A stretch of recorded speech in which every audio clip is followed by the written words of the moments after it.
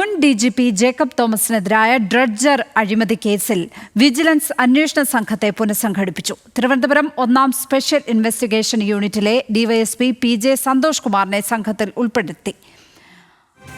Anil J റോസിനെ അന്വേഷണ സംഘത്തിൽ നിന്ന് ഒഴിവാക്കി. VS അനുരാഗ് ചേരുന്നു വിവരങ്ങളുമായി. അനുരാഗ്, വിജിലൻസ് സംഘത്തെ പുനഃസംഘടിപ്പിച്ചിരിക്കുന്നത് ഏത് സാഹചര്യത്തിലാണ്? ലക്ഷ്മി, UDF സർക്കാരിന്റെ കാലത്ത് തുറമുഖ വകുപ്പ് ഡയറക്ടറായിരിക്കെയാണ് ജേക്കബ് തോമസ് ഈ ഒരു അഴിമതി നടത്തിയതെന്നാണ് പരാതി.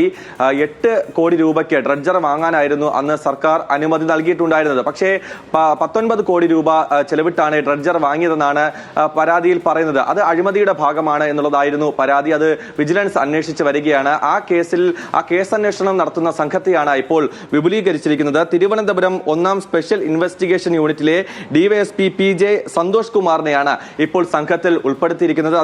ഈ സംഘത്തിൽ നിന്ന് അനിൽ ജെ റോസിനെ ഒഴിവാക്കുകയും ചെയ്തിട്ടുണ്ടായിരുന്നു. നമുക്കറിയാം, നേരത്തെ ഈ കേസ് ഹൈക്കോടതി റദ്ദ് ചെയ്തിട്ടുണ്ടായിരുന്നു.